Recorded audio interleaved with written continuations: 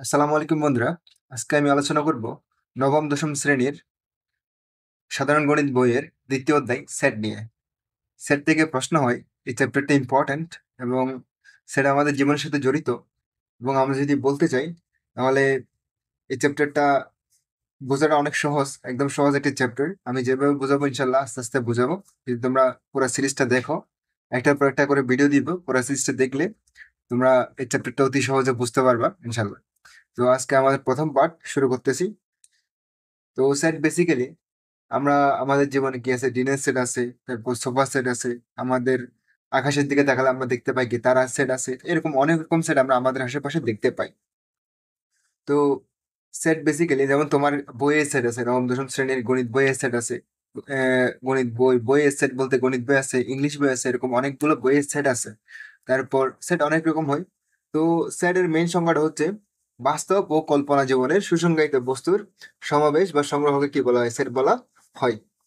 তো সুসংজ্ঞায়িত একটা জিনিস হলো সুসংজ্ঞায়িত, কি হইতে হবে সুসংজ্ঞায়িত হইতে। তুমি এমন কিছু বলে দিলে যেটার কি সংজ্ঞাই নেই, তাহলে এটা কি হবে না, সেট হবে না। এবং এটাকে প্রকাশ করা হয় বড় হাতের কি দিয়ে, A B C x Z, এরকম বড় হাতের ক্যাপিটাল লেটার দিয়ে কি করে প্রকাশ করা হয়। যেমন তুমি যদি কি করো, আমরা মনে করি একটা কি বিজোড় সংখ্যার সেট, ঠিক আছে, তাহলে আমরা লিখতে পারি কি 1 3, তারপর 5, তারপর কত 7, এরকম করে ডট ডট ডট ডট বিজোড় সংখ্যার সেট, ঠিক আছে।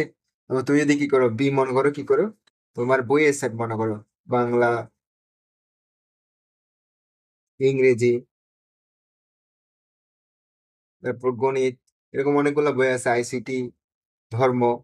তো সবগুলা বইয়ের সেট মনে করো। তো এগুলাকে এভাবে প্রকাশ করা হয়। সেট প্রকাশের ক্ষেত্রে একটা নিয়ম হচ্ছে, তোমাকে মনে রাখতে হবে উভয় পাশে কি দিতে হবে, তোমাকে তোমাকে সেকেন্ড ব্র্যাকেট দিতে হবে। এটা হচ্ছে সেকেন্ড ব্র্যাকেট। ওই পাশে তোমাকে কি দিতে হবে, সেকেন্ড ব্র্যাকেট দিতে হবে। এবং মাঝখানে যেগুলো আছে সেগুলোকে বলা হয় কি উপাদান।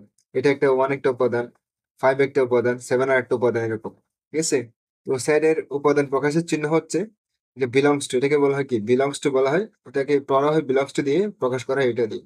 তো মনে করো তোমার এখানে অ্যাসেটের মধ্যে কি আছে, তোমার 1 আছে, ঠিক আছে।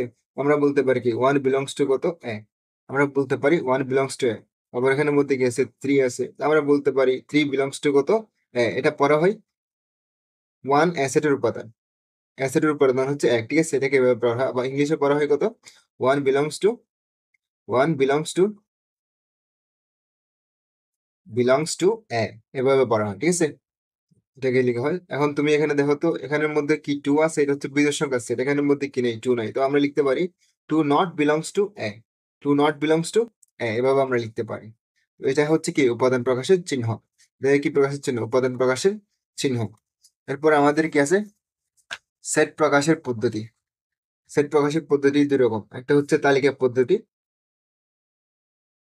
আরটা হচ্ছে কি আমাদের গঠন পদ্ধতি।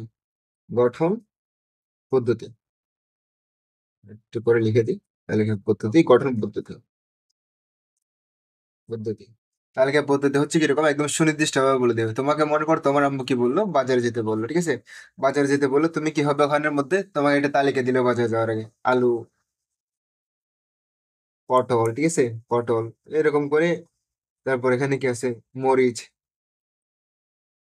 তো অনেকগুলো উপাদান কি হলো বলে দিল। এগুলো সবগুলো স্পেসিফিক ভাবে বলে দিছে, ঠিক আছে। এগুলো তোমাকে কি করছে, স্পেসিফিক ভাবে বলে দিছে। তো তালিকা পদ্ধতি মানে একদম স্পেসিফিক ভাবে বলে দিবে, যেমন 1 3 5 7, এরকম স্পেসিফিক ভাবে কি বলে দিবে। এটা হচ্ছে কি তালিকা পদ্ধতি। আর গঠন পদ্ধতি হচ্ছে কোন একটা ধর্ম, এই যে উপাদানগুলো আছে না, উপাদানগুলোর কোন একটা ধর্ম বা বৈশিষ্ট্য কি করবে, তোমাকে বলে দিবে। এটা হচ্ছে কি গঠন পদ্ধতির, গঠন পদ্ধতিতে প্রকাশের নিয়ম, ঠিক আছে। যেমন তুমি কি করলে, এটা যদি বলা হয় এটাকে এভাবে প্রকাশ করে, প্রথমে এক্স লিখবে। এখন শুধুমাত্র এক্স লিখতে তো আমরা বুঝতে পারবো না এটা কিরকম সেট।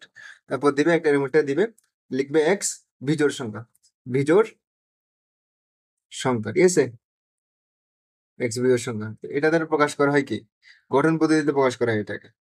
এটা কি করা হয়, গঠন পদ্ধতিতে প্রকাশ করা হয়, এভাবে প্রকাশ করা হয়। অর্থাৎ ধর্ম দিয়ে কি করা হয়, প্রকাশ করা হয়। তোমাকে মনে করো তোমার নবম দশম শ্রেণীর বই এসছে, এটা এক্স, এক্স সাজ দ্যাট, এটা কি লিখে হবে, বই এসছে, বই, বই, ঠিক আছে, বই। তো এরপর দেখো, বই বলতে এখানে অনেক রকম বই হতে পারে। তুমি যদি স্পেসিফিক ভাবে বলে দাও নবম দশম শ্রেণীর বই, ঠিক আছে, তাহলে দেখবে কি বিজ্ঞান বিভাগের বই বললে, অথবা তোমার কি আছে ব্যবসা শিক্ষা বিভাগের বই, তারপর এখানের মধ্যে কি আছে মানবিক বিভাগের বই বললে হয়ে যাবে মোটামুটি স্পেসিফিক ভাবে বলতে চাইলে। তারপর এখানের মধ্যে এটাকে পড়া হয় কি এক্স, এটাকে পড়া হয় সাজদেট, এক্স সাজদেট এক্স কি বই। তারপর এখানের মধ্যে এক্স সাজদেট এক্স বিজোড় সংখ্যা, ঠিক আছে। তুমি যদি কি লিখো এক্স সাজদেট এক্স জোড় সংখ্যা, জোড় সংখ্যা, জোড় সংখ্যা, তাহলে এটা কিরকম হবে? এটা হচ্ছে এই সেটের যে উপাদানগুলো আছে এগুলো কি সংখ্যা? জোড় সংখ্যা। অর্থাৎ এই সেটের উপাদান হচ্ছে এক্স, এক্স কেমন? এক্স হচ্ছে কি জোড় সংখ্যা, যেমন এখানের মধ্যে তোমার কি হবে 2, তারপর এখানে গেছে 4, তারপর 6, এরকম করে সবগুলো জোড় সংখ্যা, ঠিক আছে। বুঝলাম? তো এটা হচ্ছে কি গঠন পদ্ধতি। আমরা আজকের পর্ব এখানে বন্ধ এটুকু বন্ধ রাখতেছি। আগামী পর্ব আমরা কি দেখবো? সে- এই প্রশ্নটা সলভ করবো এবং আরো কয়েকটা প্রশ্ন সলভ করবো একসাথে। এই প্রশ্নটা হচ্ছে কি অ্যাসেটটিকে সেট গঠন পদ্ধতি কি করো প্রকাশ করো, অ্যাসেটটা কিরকম সেটা আমি তখন দেখাবো ইনশাল্লাহ। তো আগামী পর্ব দেখার আমন্ত্রণ জানিয়ে আমার আজকের পর্ব আমি এখানে শেষ করতেছি। আল্লাহ হাফেজ।